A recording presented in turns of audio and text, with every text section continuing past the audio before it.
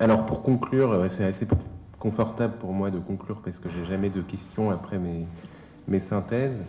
Je voudrais revenir sur le concept de valeur d'une façon un peu générale. Quand on parle des valeurs d'une personne ou des valeurs d'un groupe, de quoi parle-t-on? Alors je pense que finalement c'est assez simple. Lorsqu'on parle de valeur, on parle d'un ensemble de choses qui ont de la valeur pour cette personne ou pour ce groupe, c'est-à-dire ce qui vaut. Et ces choses qui ont de la valeur, elles sont de divers types. Ce sont des actions, des qualités humaines, des vertus, mais ça peut être aussi des moments particuliers, des ambiances, ou même des objets que l'on nomme des objets de valeur. Donc voilà, toutes ces choses peuvent être des valeurs. Et il y en a une diversité infinie, peut-être aussi infinie que l'est la diversité des êtres humains. Et cette diversité infinie des valeurs, elle rend impossible d'en établir une liste et peut-être même un peu vain d'en donner des exemples précis. Mais on peut dire que les valeurs ont plusieurs traits distinctifs. D'abord, leur relation à des personnes ou aux groupes qui éprouvent ces valeurs. Ce qui implique plusieurs autres traits caractéristiques des valeurs. Ça a été dit par vous deux, je crois. Le caractère vivant et évolutif de ces valeurs. La relativité des valeurs, contrairement aux principes qui sont universels ou qui prétendent l'être. Et enfin, peut-être la profondeur ou l'épaisseur des valeurs, au sens où les valeurs donnent du sens à nos vies. Et c'est là encore peut-être une différence assez fondamentale entre les valeurs d'un côté et les normes ou les principes de l'autre. Donc les valeurs portent la marque de l'identité de celui qui les porte, et on pourrait même dire que les valeurs sont ce pour quoi l'on vit, ce qui donne de la valeur à la vie. Montaigne écrit dans les Essais, toute opinion, alors il ne parle pas de valeur, mais toute opinion est assez forte pour se faire épouser au prix de la vie. Et dans cette phrase, il dit à la fois la relativité des valeurs, toute opinion, et en même temps le caractère constitutif et vital des valeurs, puisqu'il dit qu'il n'existe pas de valeurs auxquelles nous ne pourrions nous sacrifier. Donc plusieurs traits distinctifs pour commencer. La relativité, la relation toujours à des personnes ou à des groupes particuliers, et la profondeur, l'épaisseur des valeurs. Alors évidemment, quand on définit les valeurs de cette façon-là, le projet d'un enseignement des valeurs paraît inquiétant et impossible.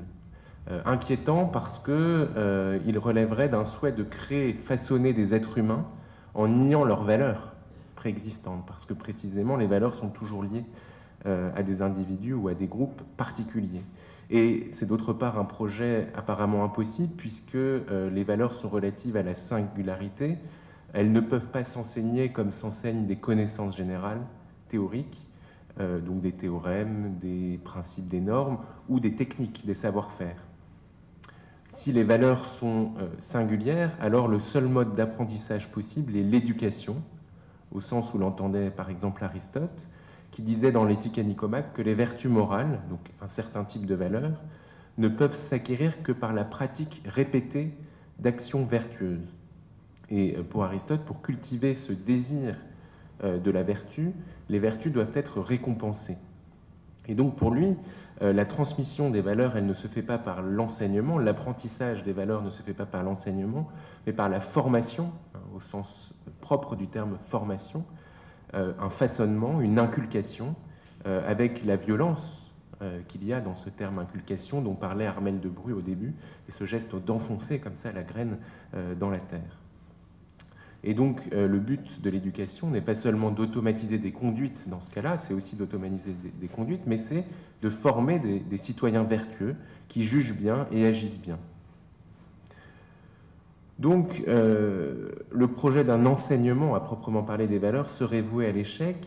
Tout au plus, ce qu'on peut faire, c'est peut-être plus modestement reconnaître, honorer, récompenser la valeur de certaines valeurs. On pourrait dire cela. Car, ça a été dit par M. Barbaran, une valeur s'évalue au sens où elle se pondère toujours, là où le principe, lui, est intransigeant.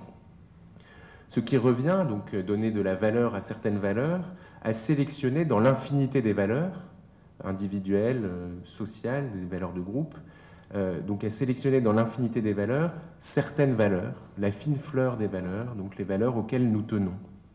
Alors la question c'est qu'est-ce que c'est que cette fine fleur ? Donc ces valeurs qui constitueraient la fine fleur des valeurs seraient des valeurs d'un ordre supérieur, partagées par un large groupe, qui peuvent être des valeurs morales, donc la bienveillance, l'empathie, la générosité, voilà des valeurs morales. Ce peut être aussi des valeurs politiques, communes à une société politique, et donc ce peut être évidemment la liberté, l'égalité et la fraternité pour notre République. Et ces valeurs-là, par leur généralité ou leur prétention à une certaine universalité parfois, auraient la capacité à protéger les valeurs plus particulières dont je parlais au début, propres à des groupes ou à des personnes. On pourrait dire que ce sont des valeurs ombrelles, au sens où elles protègent des valeurs plus particulières, plutôt que de dire que ce sont des valeurs socles, puisque ces valeurs sont secondes, elles protègent ces valeurs premières. Par exemple, si je parle de la valeur de la protection de la vie humaine, elle peut être invoquée, cette valeur, pour protéger des valeurs plus particulières, comme la valeur de la vie de tel groupe d'individus en particulier, ou la valeur de la vie de telle ou telle personne. De même pour la valeur autonomie, c'est une valeur qui protège la valeur que telle personne particulière donne à tel acte ou à telle croyance. Alors, cette vision de la valeur collective comme valeur protectrice de valeurs plus particulières répond finalement à la question que posait Sébastien Claes au début du forum. Certes, la valeur justice n'est peut-être pas ce qui meut des individus, ce sont des valeurs plus particulières et diverses qui meuvent les individus, mais la valeur justice est le mot, le langage par lequel différentes valeurs peuvent se reconnaître mutuellement comme appartenant au même groupe social. Voilà donc comment on peut justifier la reconnaissance publique de certaines valeurs. Le problème, et ça a été souligné par tous les deux également, c'est que cette reconnaissance, cette invocation de valeurs peut avoir pour conséquence l'exclusion de groupes sociaux. Elle peut être l'occasion d'une réaction ou d'un mépris contre certaines conduites culturelles ou d'une instrumentalisation au nom d'une fausse universalité. Ça a été dit aussi par Ruvenogien dans l'article de l'Humanité. Et donc, comment faire en sorte que cette reconnaissance publique de valeurs ne conduise pas à cette exclusion? Pour moi, il y a deux conditions, et je terminerai là-dessus. La première, c'est que la reconnaissance de valeurs doit être ouverte à la pluralité des modes de vie, à la pluralité des cultures, en somme à la pluralité des valeurs. Elle doit se faire dans un langage commun, comme le disait Madame Grard. Or, finalement, cela suppose un type de reconnaissance qui est premier par rapport à la reconnaissance des valeurs. C'est la reconnaissance de l'autre, comme semblable malgré sa différence. Autrement dit, pour que tous puissent se reconnaître dans des valeurs communes, il faut au préalable que tous soient reconnus dans leur égale capacité à devenir ou à être des citoyens.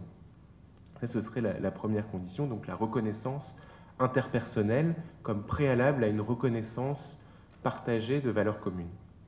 Et la deuxième condition, c'est que, et ça a été dit également, c'est que la reconnaissance de valeurs ne doit pas être seulement proclamatoire, déclarative, elle doit refléter une réalité, sans quoi elle risque d'accroître le discrédit des valeurs qu'elle prétend reconnaître et fracturer en fait la communauté en différents espaces de valeurs. Voilà. Je vous remercie pour votre attention et vous souhaite une bonne soirée. Juste, Paul Louvet-Dubuc, donc qui est notre philosophe, on a plusieurs philosophes dans l'équipe, est également le rédacteur en chef, je remets toujours aux invités, donc vous allez partir avec, de notre revue française d'éthique appliquée. Alors je vous incite à regarder sur le site, on peut aussi consulter sur Cairn la revue d'éthique appliquée. Vous verrez que beaucoup des thèmes qu'on aborde sont maintenant diffusés, comment dirais-je, quand on dit conjugués, comment on appelle ça ? Quand vous déclinez, voilà.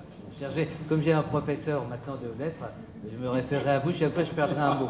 Voilà. Ils sont déclinés dans la revue d'éthique appliquée que je vous présente ici. Voilà, bonne soirée à toutes et à tous, et un grand merci.